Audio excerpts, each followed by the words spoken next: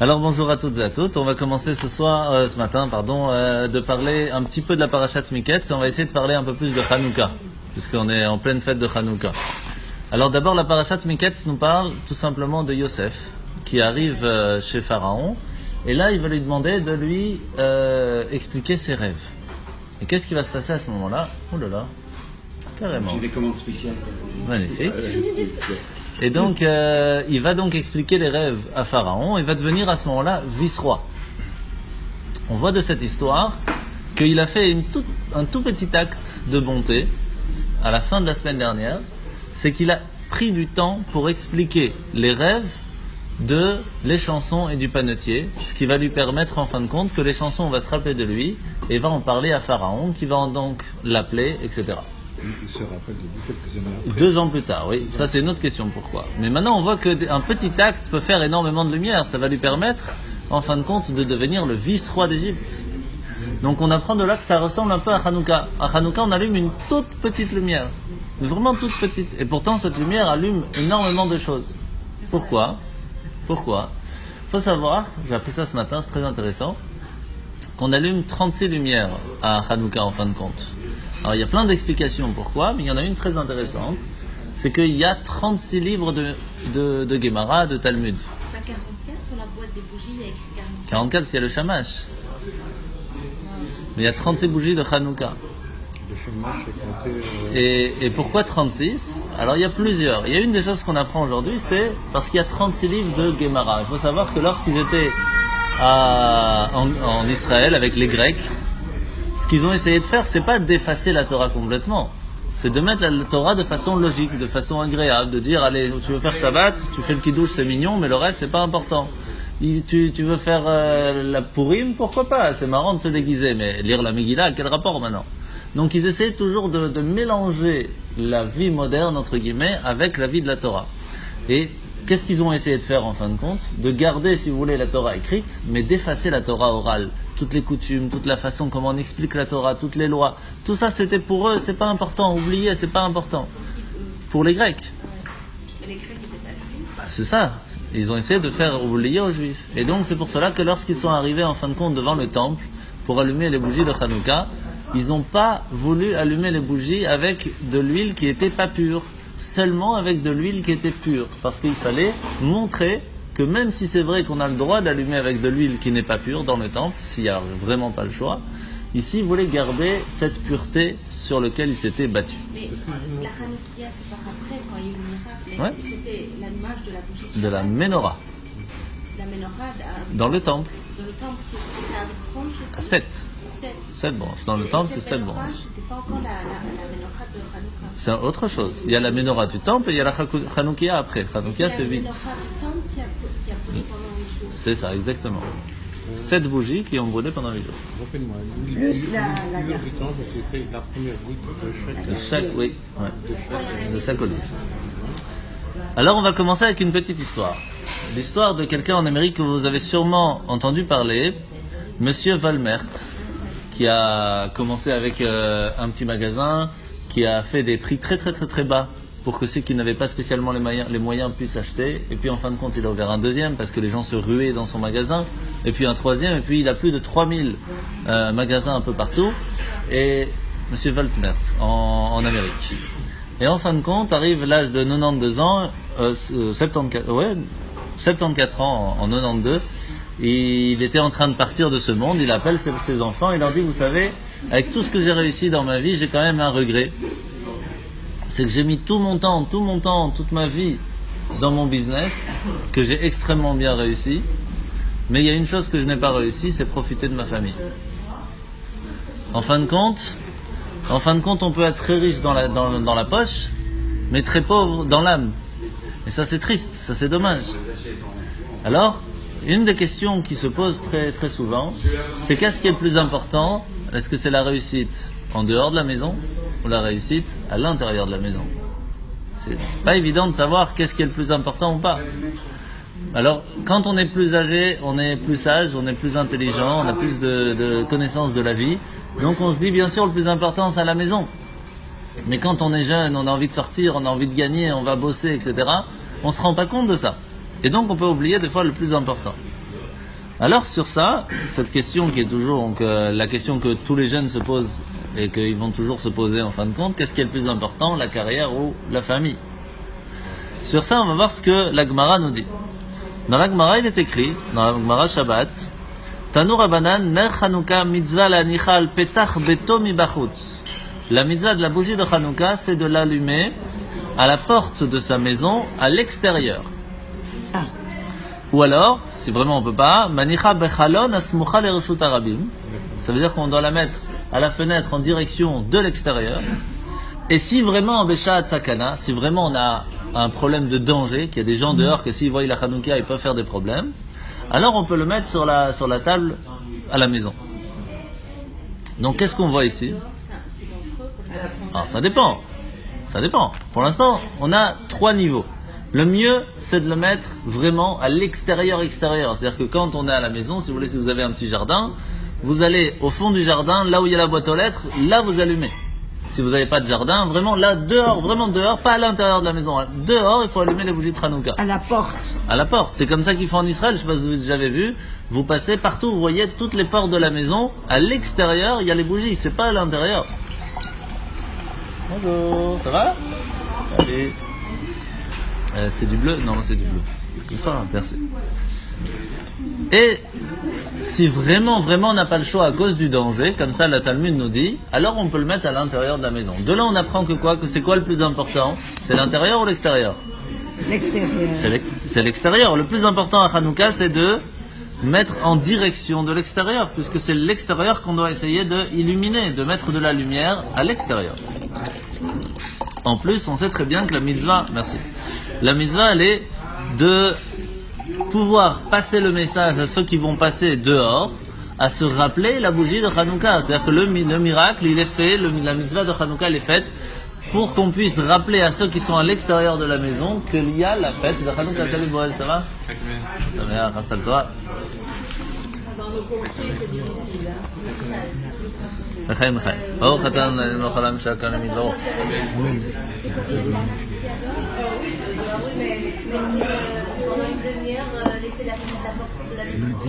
Je ne sais pas, je n'avais pas fait préparer des socagnottes. C'est lui les manger ici.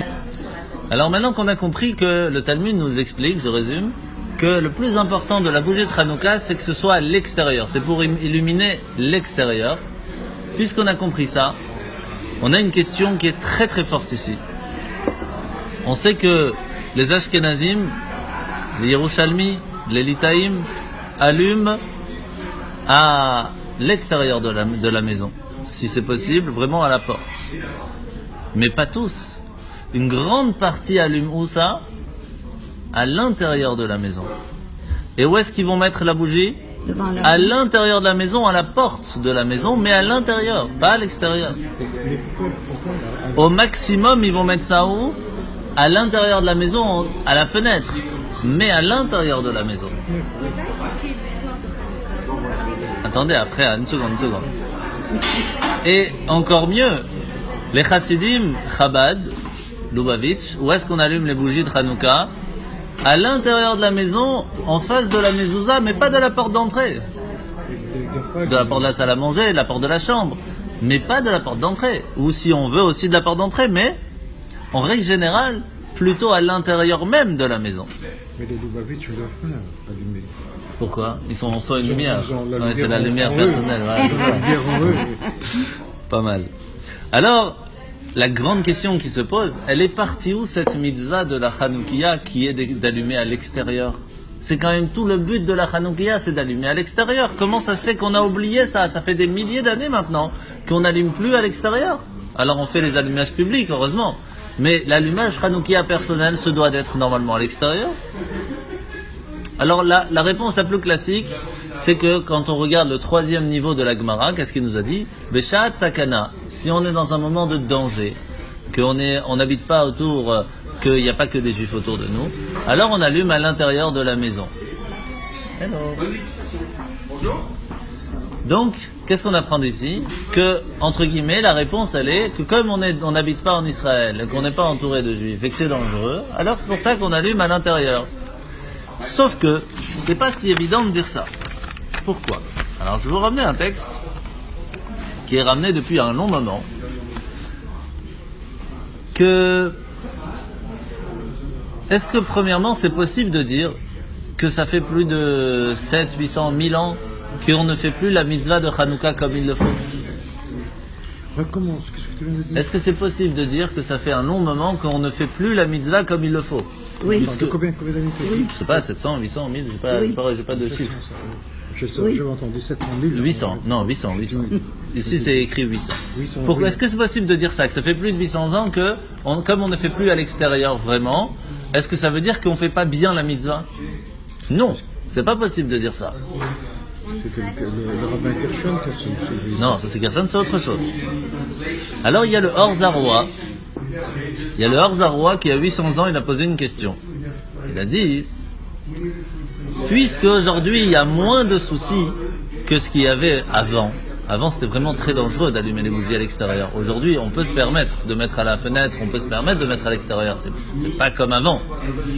Comment ça se fait? Il pose la question il y a 800 ans déjà. Comment ça se fait qu'aujourd'hui on ne dit pas aux gens allumer à l'extérieur? Comment ça se fait qu'on n'essaye pas de faire la mitzvah au mieux possible? Alors, la première base de réponse, c'est que les temps ont changé. Ça veut dire que le problème, c'est qu'avant, les gens savaient qu'il y avait Hanouka. Les enfants savaient qu'il y avait Hanouka. Les enfants vivaient avec une ambiance de Torah et de mitzvot et de Hanouka. Mais comme les gens aussi aujourd'hui, ceux qu'il faut illuminer ne sont pas les gens qui sont à l'extérieur de la maison, mais sont plutôt les gens qui sont à l'intérieur de la maison. Le problème, c'est qu'aujourd'hui, même les bougies de Hanouka n'arrivent à illuminer que les gens qui sont déjà à l'intérieur de la maison. Même les enfants, on doit les aider à être illuminés par cette lumière. C'est ça qui est triste. Et c'est pour cela que depuis 800 ans, on allume à l'intérieur. Pas parce que c'est mieux d'allumer à l'extérieur, non, parce qu'aujourd'hui, la mitzvah, elle est d'allumer à l'intérieur. D'essayer d'allumer, de donner une certaine lumière à nos enfants pour qu'ils n'oublient pas Hanouka, pour qu'ils n'oublient pas la Torah. C'est ça le problème. Bien sûr.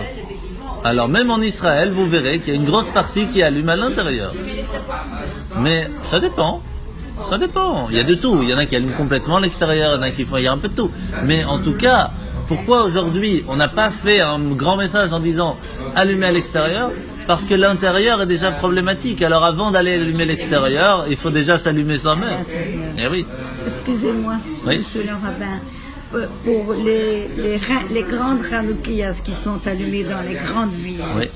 C'est pour les gens à l'extérieur. Ah oui, ça oui, parce qu'on a besoin des deux, et de l'intérieur et de l'extérieur. Mais pour pouvoir faire l'extérieur, il faut déjà avoir son intérieur personnel. Pourquoi alors pourquoi on a gardé donc de faire à l'intérieur? Parce que si on met à l'extérieur de la maison, à l'entrée de la maison, pendant la journée et pendant la soirée, les enfants sont à la maison, ils ne voient pas la bougie.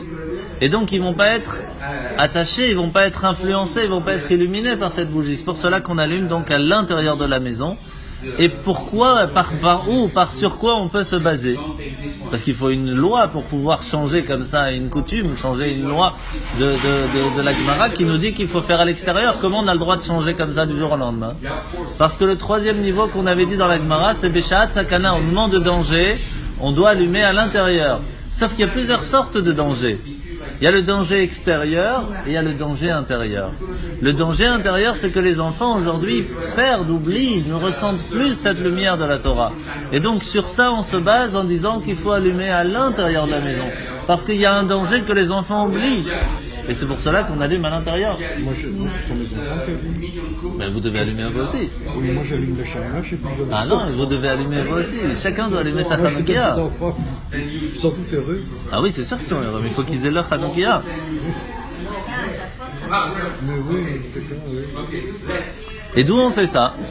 Parce que il y a dans Shabbat, dans la Gemara Shabbat, dans les Tosfot, on parle là-bas de poser la question à quel moment on doit allumer les bougies. Alors bien sûr, on doit allumer pendant la nuit, mais la question elle n'est pas là. La question elle est à quel moment à la maison on doit allumer. Et la réponse c'est quoi? Quand les enfants sont là, quand la famille est autour de nous, c'est là qu'on doit allumer. Parce qu'allumer seul, on n'a pas fait ce qu'il faut. On doit allumer. Le but d'allumer dans la maison, c'est pour que la famille voie les bougies. Donc c'est important d'attendre qu'ils soient là, au point même, que si quelqu'un il rentre à la maison et que tout le monde dort, il doit les réveiller pour pouvoir allumer les bougies. Vous imaginez? C'est beau, ça, c'est on très doit beau. réveiller toute la famille C'est en leur très beau. disant vous venez, on allume les bougies, après vous allez dormir. Parce que le but d'allumer les bougies, c'est pour que les enfants voient. S'ils ne voient pas, ça sert à quoi? D'être illuminé. Exactement. L'idéal, c'est d'allumer les bougies après le Juste après, juste avant. Ça dépend. Il y a deux avis. Est-ce qu'il faut attendre vraiment de cet Akochavi? Alors, je vais vous dire. Si vous allumez avec les petites bougies de cire, franchement, allumez après 5h30 du soir. Parce que, oui, pourquoi? Parce que ça doit brûler au moins 30 minutes après la sortie des étoiles. C'est à peu près 5h30. Donc, si vous allumez, que la bougie, elle dure 40 minutes, on va dire, vous allumez à 5h30, vous avez vos 30 minutes à Mais si vous allumez à 4h30, ben, elles vont pas brûler après 30 minutes après, donc c'est un problème. Donc, faut faire attention quand on allume. Le seul moment où on n'a pas le choix d'allumer plus tôt, c'est vendredi soir, parce qu'on est obligé d'allumer les bougies de Hanouka avant celle de Shabbat. Donc là, on n'a pas le choix. Ok? Donc, faut essayer d'avoir des bougies un peu plus hautes, pour pouvoir être sûr que ça dure plus longtemps. Sauf que maintenant, Oui, maintenant c'est très tôt, bien sûr. c'est à 4h30. Ouais, 4h25, un truc comme ça. Ouais. Donc, on va voir maintenant ce que le rabbi nous dit. Le rabbi nous dit que lorsqu'on allume les bougies de Hanouka, on doit les allumer pas seulement, pas à la fenêtre, on doit les allumer vraiment à l'intérieur de la maison. Vraiment, Bemakom Pnimi, comme ça c'est marqué, parce que tout le but, c'est que les enfants, la famille puissent le voir. Donc c'est vraiment quelque chose de très important d'allumer les bougies de Hanouka à l'intérieur de la maison. Alors vous savez comment on fait nous à la maison? Avec madame, on a acheté une Hanoukia électrique qu'on met à la fenêtre, puisque tout le monde dans la rue le voit. Mais nous, les personnels, on allume ça, ou ça, à l'intérieur de la maison. Chacun à sa chambre. À la salle à manger pour la famille, pour tout le monde. Et le petit, il allume dans sa chambre. Avec des vraies bougies. Avec des vraies bougies d'huile. En huile. Magnifique. Ma maman faisait ça avec les bougies. Ah bah oui. À la vraie. Oui.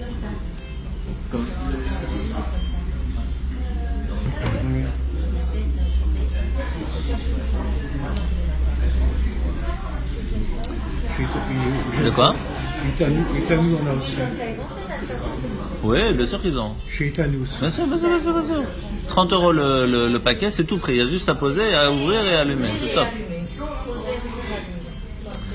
Alors, on voit aussi que même les rabbéim, donc les rabbis de Lubavitch ou autres, avaient l'habitude d'allumer les bougies de Hanouka avec leur famille, pas avec tout le monde autour. En général, on allume avec plus de monde mieux c'est. Non, les bougies de Hanouka c'était allumé de façon vraiment personnelle avec leur famille. La lumière de Hanouka s'allume en famille pour qu'on puisse profiter à apprendre aux enfants c'est quoi Hanouka, c'est quoi la lumière, c'est quoi les bougies, etc. Donc c'est vraiment un moment très important à profiter en famille. Maintenant, on a quand même un problème. Comment on fait alors avec cette partie que le Talmud nous dit? Il faut quand même allumer à l'extérieur. Est-ce qu'on a perdu ça? Est-ce qu'on a perdu ça? De certaine façon, mais bon, on essaye. Certaines communautés arrivent à faire dans le quartier à l'extérieur, comme le Lubavitch, ils ont fait à Hugues. Exactement. Donc il faut se rassembler à ces moments-là. En fait, c'est très important de participer à l'allumage public qui se trouve dans les villes, parce que presque tous les soirs, on a dans chaque ville des allumages publics, parce que c'est une partie de la mitzvah de profiter, de faire passer le message qu'il y a le Nes de Hanouka qui s'est passé et qui se passe chaque année. C'est ça qu'il faut voir. Bayamim Ahem, mais c'est pas seulement ce Mizbah Nazé. Aujourd'hui, on a une bougie de Hanouka. Chaque soir de Hanouka, on a des miracles qui se passent. C'est vraiment, les moments de Hanouka, ce sont les jours de miracles. Et c'est pour cela qu'on a les deux. D'un côté, on doit allumer sa menorah personnelle, sa Hanoukia personnelle à l'intérieur de la maison. Et la Hanoukia Bachout, ça veut dire à l'extérieur, c'est l'allumage public qui est important de participer. Oui. On ne peut pas continuer à, parce que quelqu'un a fait un deuxième paquet, on ne peut pas continuer à la Hanoukia après Hanouka. Bah, si tu veux, mais il n'y a pas d'obligation, il n'y a pas de mitzvah. Non. Hanouka, c'est 8 jours. Alors maintenant, on a une question. Pourquoi ça ne suffirait pas d'allumer les bougies de Hanouka à l'école avec les enfants et pas besoin à la maison? L'école, ça suffit pas pour éduquer les enfants? Non, la maison, c'est vraiment la première. On n'a que des sages autour de la la première racine, hein. Alors en fait, non, bien sûr que non. l'école n'est pas là pour éduquer l'enfant, elle est là pour lui donner des connaissances. Mais ça éduque en même temps. Mais la plus grande partie de l'éducation, la plus grande partie de l'âme juive se fait pas à l'école, se fait plutôt à la maison. Donc la transmission se fait par la maman, par le papa, par la maison. Donc il est très important d'allumer les bougies de Hanouka à la maison. Moi, je suis mort à l'époque, j'avais autant de Hanoukiat que j'avais.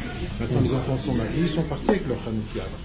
Donc, ils vont chez eux. C'est très bien. Donc, il n'y a plus que ma femme et moi, et de temps en temps, je prêche un enfant. C'est très bien. Venir allumer les célébrer avec nous aussi. Alors maintenant, la question qui va se poser, elle est simple. Pourquoi la fête de Hanouka s'appelle Hanouka? Alors, il y a plusieurs réponses. La première réponse, la plus classique, c'est Hanouka. Vous avez compris? Hanouka. Hanou, qui veut dire l'inauguration, si vous voulez. Et Ka, c'est Chafé, qui veut dire 25. On a réinauguré le temple, le 25 qui se lève. Tout simplement. C'est pour ça que ça s'appelle Hanouka. Ça, c'est la première réponse la plus classique.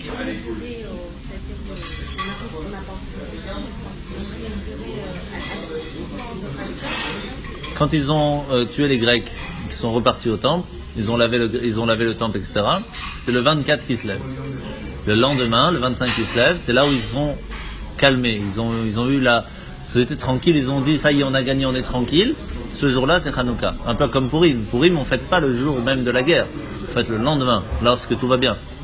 Il faudrait expliquer aussi que les Grecs, il n'y avait pas que les Grecs, il y avait les Syriens aussi, parce que les Grecs, à l'époque, occupaient la Syrie également. C'est ça, c'est syrien grec à ce moment-là. Oui, tout à fait.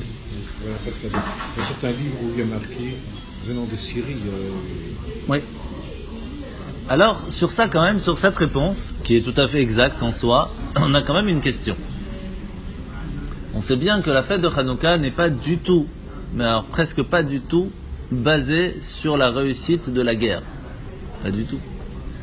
Donc est-ce qu'on peut dire que tout le miracle de Hanouka, c'est parce qu'ils se sont calmés, entre guillemets, ils étaient bien parce qu'ils ont fini la guerre?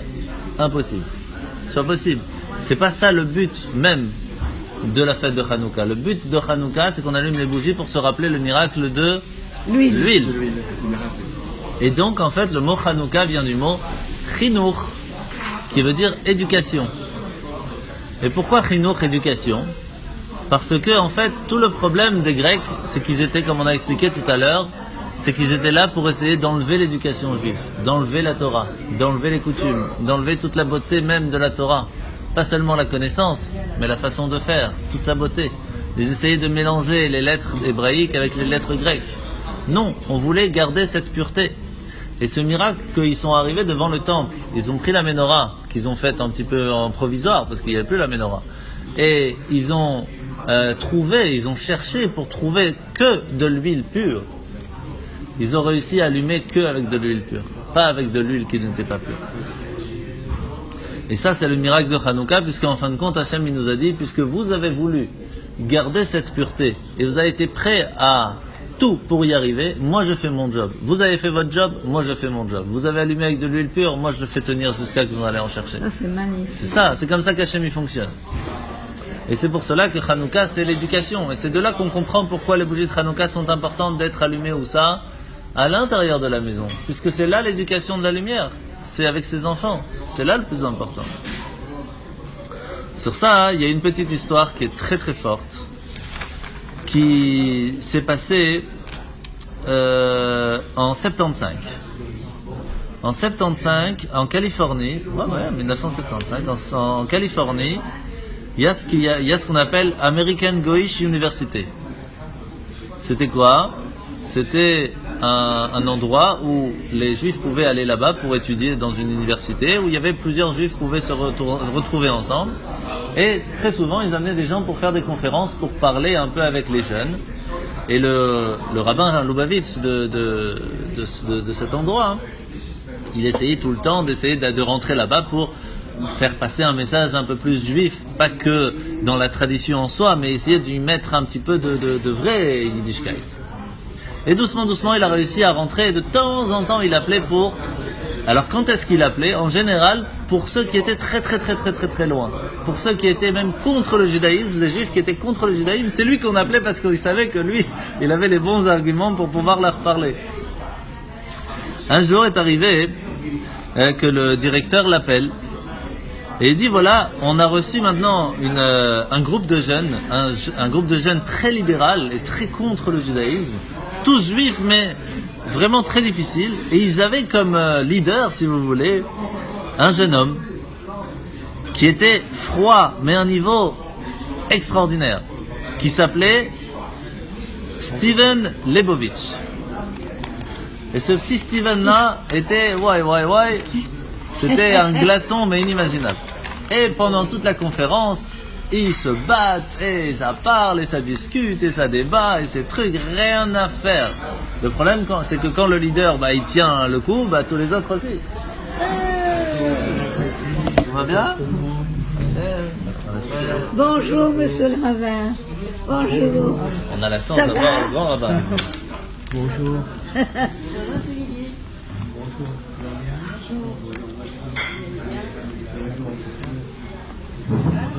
Oui.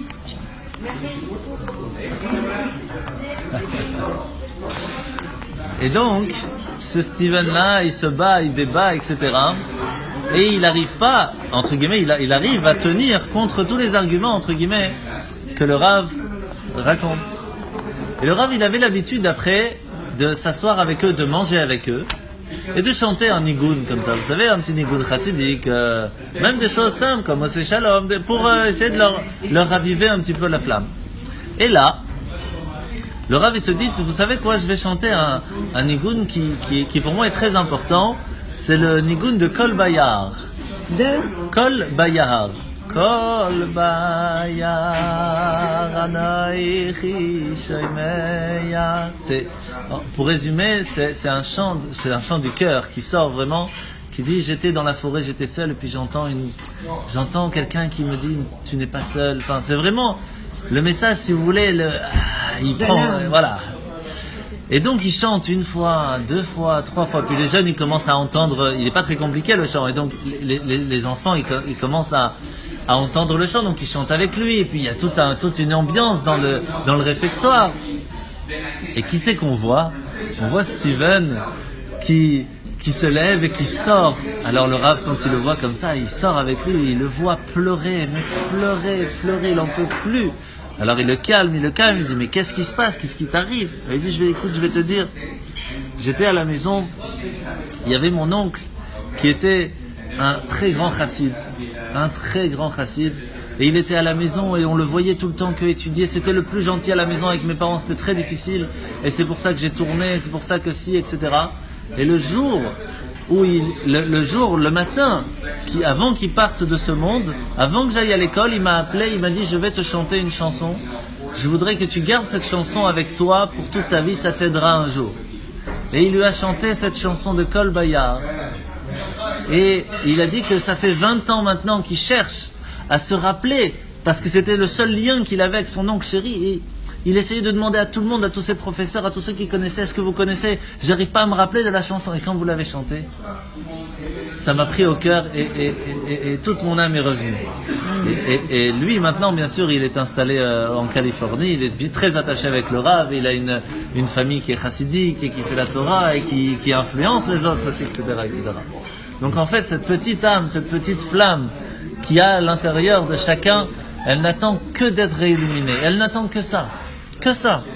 Est-ce qu'on trouve encore une version de ce chant? Mais tous les jours. Ah, ce chant, oui, bien sûr, elle est sur Internet. Oui. Ouais, mais c'est pas compliqué ça. Et donc, en fait, quand on dit la maison, c'est quoi la maison? La maison, c'est l'endroit où les gens se sentent en sécurité. C'est l'endroit où on se rappelle de ses souvenirs. C'est là, on est attaché à sa maison. Vous connaissez bien sûr l'histoire du jeune homme qui vient de se marier. Tous les Shabbats, sa femme, elle fait le Tchoulant. Et à chaque fois, il dit c'est pas comme ma mère, c'est pas comme ma mère. Et puis un jour, le Tchoulant, il crame complètement. Et là, elle dit mais t'es excellent, comme ma mère. L'histoire, c'est que c'est pas le goût spécialement qui est important. c'est le souvenir qu'on y met, c'est le message qu'on y met. La même chose ici. C'est très ces petites flammes qu'on peut essayer de rallumer quand chacun d'entre nous, c'est ce petit message qui est très important.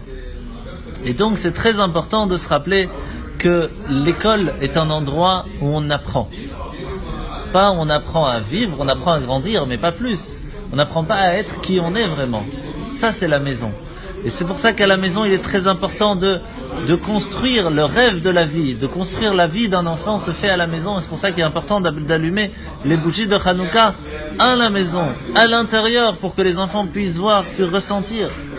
C'est très important. Et ça nous répond aussi à une autre question. La question, comment ça se fait que quand on apprend la Torah, on commence par Bereshit. Bereshit, c'est pas un livre de loi, c'est un livre d'histoire. Comment ça se fait qu'on commence la Torah avec un livre d'histoire? Alors bien sûr, il y a Rashi qui donne tout de suite la réponse, c'est pas la question ici. Mais là, par rapport à Hanouka, on a une réponse toute claire, toute simple. Quand on commence avec un enfant qu'on veut lui apprendre la Torah, on peut pas commencer à lui dire tu dois faire ci, tu dois faire ça, attention, ça n'a pas le droit, t'as pas le ci, etc. Ça marche pas. D'abord, on doit lui parler, on doit lui raconter, on doit lui dire voilà, regarde comment c'est sympathique, l'histoire est vraiment superbe, etc. Et c'est agréable, et on apprend plein de choses. Et si t'as pas réussi, c'est pas grave. C'est comme ça qu'on éduque un enfant. Et doucement, on lui apprend les choses les plus importantes, qu'en fin de compte, l'histoire, c'est simplement un message pour nous apprendre comment se comporter. C'est pas juste une histoire. Mais on peut pas commencer par ça avec un enfant. On doit l'éduquer, il faut d'abord lui donner un maximum d'amour, un maximum de cœur. Et c'est pour cela que c'est important de lui parler, de raconter l'histoire de Bereshit, de Shemot, etc. Et seulement après, on peut commencer avec Vaikra, en lui disant, tu sais, maintenant il y a des lois par rapport à tout ce qu'on a appris. Et c'est pour cela aussi que lorsqu'on voit même dans l'histoire même, puisqu'on arrive maintenant à Yosef, on voit que même dans l'histoire, on va parler de comment ça s'est passé l'éducation des enfants, depuis le début. Adam et Ève, le premier, Caïn et Abel, un il tue l'autre. Ça commence bien. Il y a un problème déjà dans l'éducation, hein. Franchement, pas top. On commence le numéro 2, la briotte. Yitzhak et Ishmaël. Moyen aussi. Bon, heureusement, ils se tuent pas, c'était pas loin, mais ils sont pas tués en fin de compte. Il y a encore la guerre. Numéro 3, Yaakov et Esav. Ils sont prêts à se tuer l'un à l'autre, mais ils finissent quand même bien. Ils s'embrassent, même si, au moins, ils s'embrassent à la fin. C'est déjà pas mal. Après, il y a Yosef avec ses frères, la jalousie, etc., qui sont vendus. Mais en fin de compte, ils arrivent à se pardonner. Yosef et ses frères, ils se pardonnent à la fin. C'est déjà pas mal. Mais le 5e, Yosef et les frères, ils se pardonnent. Oui, après 22 ans. Oui, c'est le frère, c'est Yosef qui pardonne. Oui. Les autres, pas non. Ah oui, bien sûr. Mais... Ils ne sont pas pardonnés en disant bien que je t'embrasse. C'est clair. Mais en tout cas, ils se sont pardonnés, oui. Ils ont trouvé un terrain d'entente. Non, on n'est pas encore arrivé à... Ouais, non, pas encore. Et donc, qu'est-ce qui va se passer là? Le 5e, c'est Moshe et Aaron, 2 frères, qui pas seulement ne se battaient pas, mais chacun disait c'est pas moi qui est le plus grand, c'est lui, c'est à lui que tu dois donner. Chacun faisait attention à l'honneur et au respect de l'autre. Donc on voit que même dans la Torah, on nous apprend comment on doit faire attention à l'éducation de ses enfants, pour pouvoir arriver à une base que les frères et sœurs puissent arriver au niveau de Moshe et Aaron, ce qui n'est pas évident, attention. Hein. C'est vrai. Mais c'est pas évident. Frères et sœurs, Blainara, c'est... Quand on va arriver à Aaron, Moshe, moi je n'arrive pas à m'attacher. Ah mais il n'y a pas de problème, mais on n'y va. Là, il y a beaucoup. Là, il y a beaucoup. Surtout, il y a beaucoup, grâce à Dieu. Il y a beaucoup à discuter. Et alors... Regardez comment c'est passé avec Yosef. C'est extraordinaire l'éducation qu'il a reçue. Yosef se fait vendre par ses frères, donc il dit déjà mes frères je les oublie. Après il s'est fait vendre oui, pour la jalousie. Bien sûr. Parce qu'il a raconté ses rêves. Il a raconté ses rêves, il a baissé. Bien sûr. Un peu ses rêves. Un peu beaucoup même. Thomas Mann a écrit un livre magnifique sur Joseph. Ah, c'est possible. Magnifique. Et donc, Yosef, en fin de compte, il se retrouve tout seul. Tout seul. Il n'y a pas son père, sa mère est morte, ses frères sont jaloux. Il est tout seul. Et pourtant, il se retrouve devant une épreuve, mais hyper difficile. Il a à peine 17 ans, il y a une femme qui lui propose, il fait tout pour pouvoir aller avec lui. Et lui, il dit non. C'est pas facile. 17 ans. C'est pas évident. Quelle éducation, quelle force il a pu, son père lui donner pour réussir à faire ça. C'est extraordinaire. Et il n'était plus avec son père. En fin de compte, non, mais c'est ça la force. Et en fin de compte, vous savez qu'il était prêt à y aller. La seule chose qui l'a bloqué, c'est parce qu'il a revu le visage de son père, ça lui a rappelé son éducation. Donc en fin de compte, même la plus grande éducation qu'on peut donner, il y a quand même un risque de toute façon. Mais exactement. C'est ça la force de la dernière seconde, qu'il a réussi à prendre sur lui en voyant le visage de son père. Et donc en fin de compte, on voit que la maison, c'est quelque chose qui protège. C'est pas l'étude qu'il a eue à la yeshiva, hein, c'est la maison.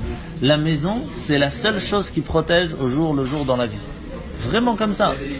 Et donc c'est pour cela qu'il est très important à la maison de faire un maximum de Torah. Même si on apprend à l'école le plus grand livre de tout ce que vous voulez, les plus grandes, le Kabbaliste, le Gemara, ce que vous voulez, si à la maison on donne pas ça, si on montre pas ça, la protection fonctionne pas, c'est pas assez fort. Parce que la vie de tous les jours elle est pas évidente, les difficultés sont pas faciles. Et donc c'est la maison qui permet de réussir. Et c'est pour cela que il y a ce qu'on appelle, lorsque on parle de l'éducation, quand juste après l'histoire de Yosef, ils arrivent donc en Égypte et en fin de compte ils vont être pendant 210 ans, ils vont être esclaves en Égypte. À la fin de l'esclavage, qu'est-ce qu'on voit? 210. Ouais. 210 ans en esclave. Et donc qu'est-ce qui va se passer? À ce moment-là, ils vont sortir d'Égypte. Est-ce qu'ils ont fait un très grand effort pour pouvoir se mériter de sortir d'Égypte? Les 10 plaies, d'abord, aucun effort. Dieu il leur a dit, vous savez quoi, vous êtes mes enfants, je vous aime, je vous fais sortir. Rien de plus. Il leur a pas dit, tu veux sortir, il faut que tu fasses un effort. Rien. Ça c'est la première message dans l'éducation. Tu veux aider tes enfants, d'abord faut rien demander. Tu leur montres que tu les aimes. Ça c'est la première chose. Ça c'est une autre question. Une autre question. Il y a plusieurs commentaires là-dessus. Tellement de réponses. Chaque fois que je viens, je trouve.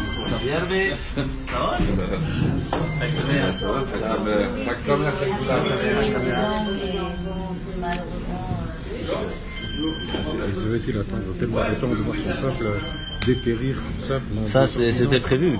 Il l'avait dit à Abraham. Maintenant, la raison pourquoi, il y a tellement de raisons, mais c'est pas parce qu'on a la raison qu'on a envie de comprendre. C'est une autre. Abraham, il a dit, je ferai de ton peuple, je bénirai ton peuple qui sera aussi nombreux que les sables, que les grains de sable. Il a béni. Ça lui a pas suffi. Il lui a dit comme les étoiles. Et comme les étoiles aussi. À ce moment-là, c'était bon.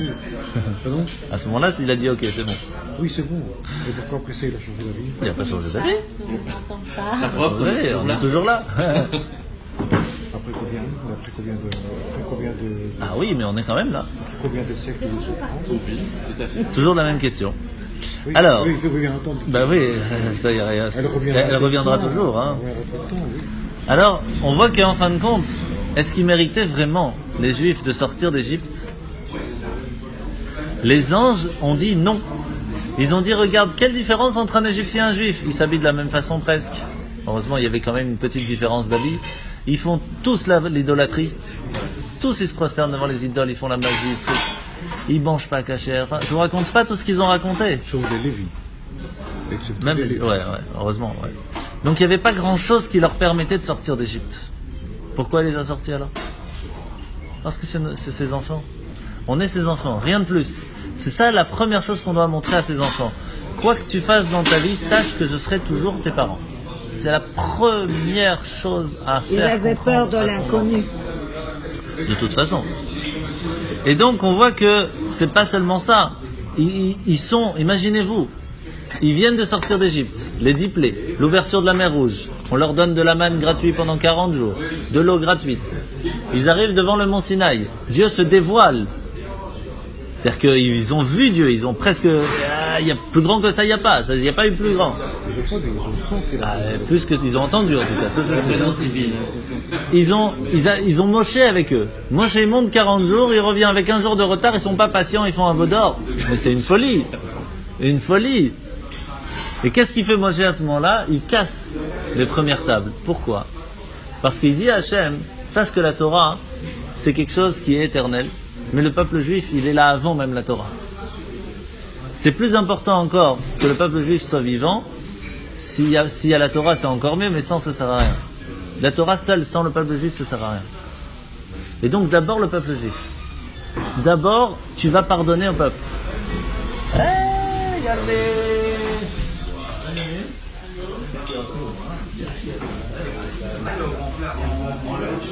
Et donc, en fin de compte, ici, Moshe, il nous dit, c'est un grand message.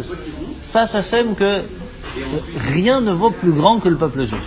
Rien. On doit faire attention au peuple juif. Qu'il fasse la Torah ou qu'il ne fasse pas la Torah pour l'instant, tu dois faire attention au peuple juif. Et ce message irait jusqu'à aujourd'hui. Un diamant, l'âme qu'on a à l'intérieur de nous, c'est un diamant. Et rien ne pourra le changer. Qu'on fasse ou qu'on ne fasse pas, il n'y a pas de différence. La seule différence, c'est combien ce diamant va illuminer. Ça, c'est la Torah et les mitzvot que l'on fait. Plus on met des flammes autour d'un diamant, plus ça illumine à l'extérieur. Mais un diamant, ça reste un diamant. C'est ça la force qu'on a. C'est comme une princesse qui rentre après 20 ans d'esclavage. Et rentre là, elle est avec des habits tout sales, déchirés. Tous les nobles, ils rigolent. 2 minutes après qu'elle s'est changée, qu'elle s'est lavée, qu'elle a mis des habits de princesse, tout le monde se prosterne devant elle. Comment ça se fait ? Parce qu'une princesse, ça reste une princesse. C'est juste les habits qui ont changé. On est en exil, les habits sont peut-être sales, mais on reste des princes, on reste des princesses. Ça ne changera pas. Et c'est pour cela aussi que la première chose, la première base qu'on doit donner à un enfant, c'est le sentiment d'avoir été voulu, d'être content qu'il soit là, d'être heureux d'être avec lui, de ressentir l'amour, de le faire sentir qu'on fait attention à ce qu'il a, ce qu'il veut, l'écouter. C'est la première chose de base.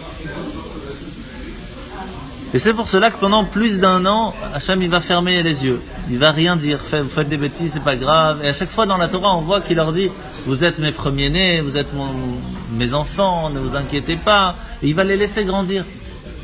Il va rien dire des bêtises. Et pourtant, ils vont en faire.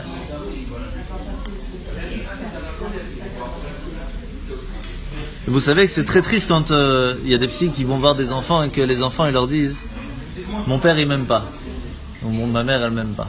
Mais comment ça ? Il te donne à manger, il te donne à boire, il te donne à vivre, il te donne un toit. Et qu'est-ce que tu veux de mieux comme signe ? Oui, mais ça, c'est parce que c'est mes parents. Mais ils m'aiment pas quand même.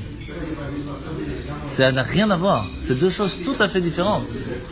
Aimer et donner, c'est deux choses qui sont très liées. Mais il y a une façon comment on donne, il y a une façon comment on montre son amour. Et ça, c'est pas toujours facile, que ce soit dans un couple, que ce soit avec des enfants. C'est pas parce que spécialement on a donné que ça veut dire, ne serait-ce que prendre dans les bras, prendre 5 minutes pour parler avec eux. Tout ça, c'est ce qui est très important avec des enfants.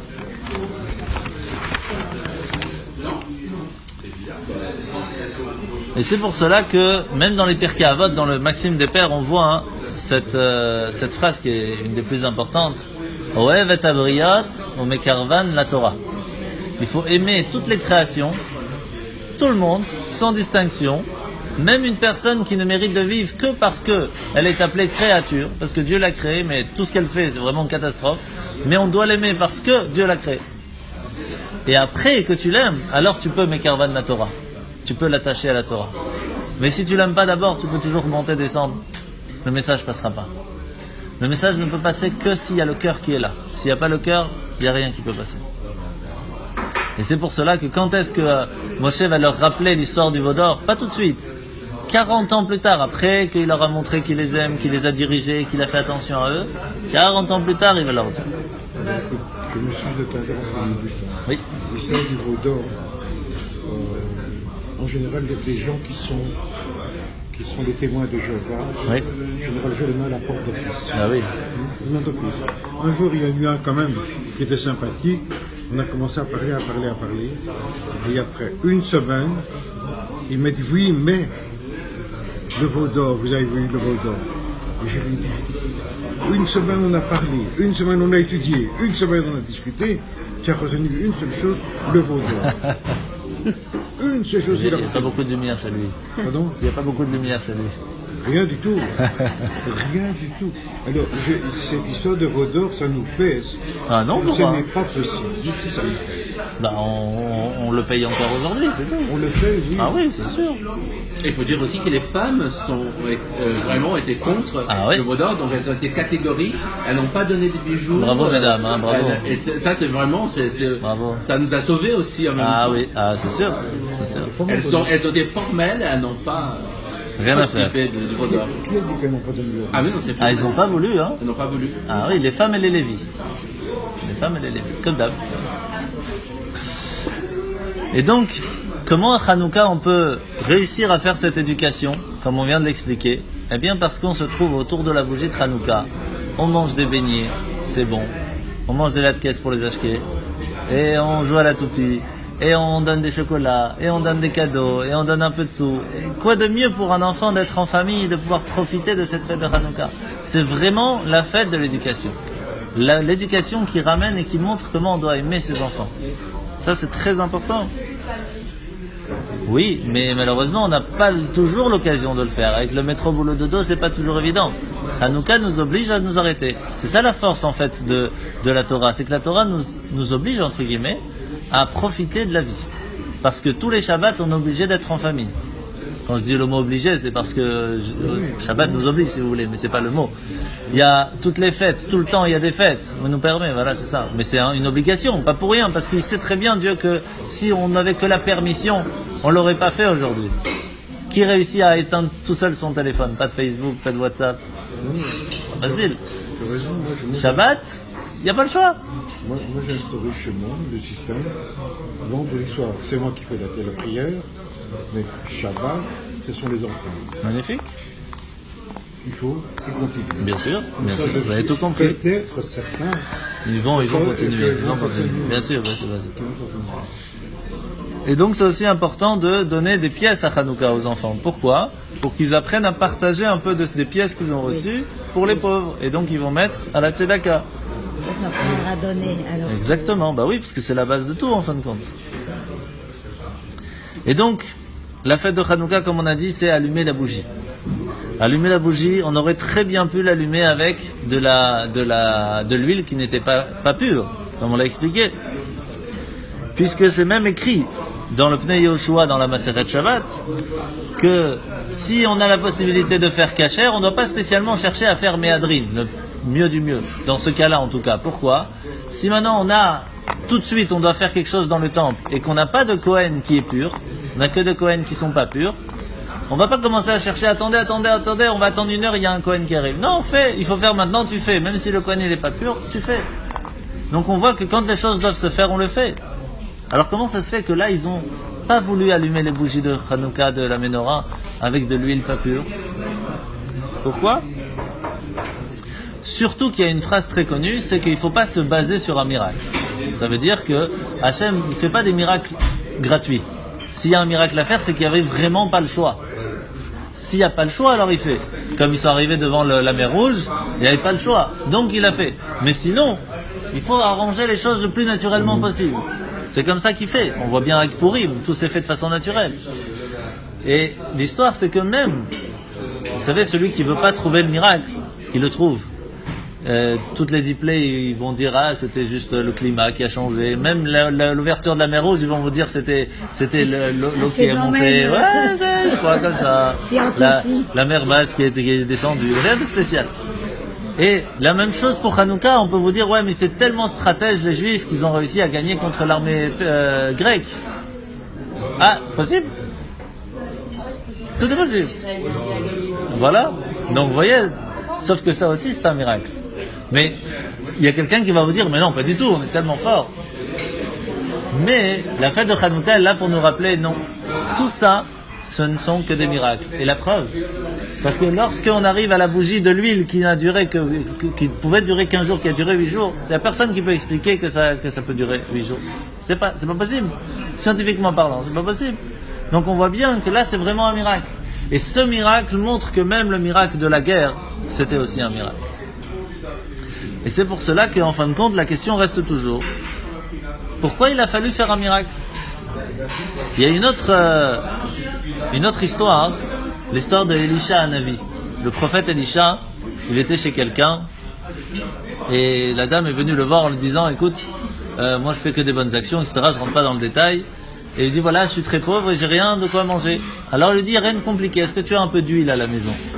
Oui, alors regarde, tu vas aller demander à tous tes voisins plein de cruches, de verres, de récipients, même cassés, c'est pas grave, ils vont s'arranger tout seuls. Et tu vas prendre ta petite cruche d'huile que tu as et tu vas verser, ça va pas s'arrêter. Et elle verse et ça coule et ça coule et ça coule et ça coule et ça coule et ça coule et il prend des récipients et encore et ça s'arrête pas. Et quand elle est venue lui dire ça y est, on n'a plus de récipients, ça s'est arrêté. Est-ce qu'il y avait besoin de faire un tellement grand miracle? On voit qu'en fin de compte, Hachem, il essaye toujours de faire le miracle à travers quelque chose de naturel. Toujours. C'est-à-dire qu'il va prendre quelque chose de naturel, comme il y avait les récipients qui sont présents, on fait un acte naturel de verser, après lui il met son grain de sel. Mais nous on doit faire un certain acte. La même chose pour la menorah dans le temple. La menorah dans le temple, elle est là pour rappeler le chinour, rappeler l'éducation des enfants.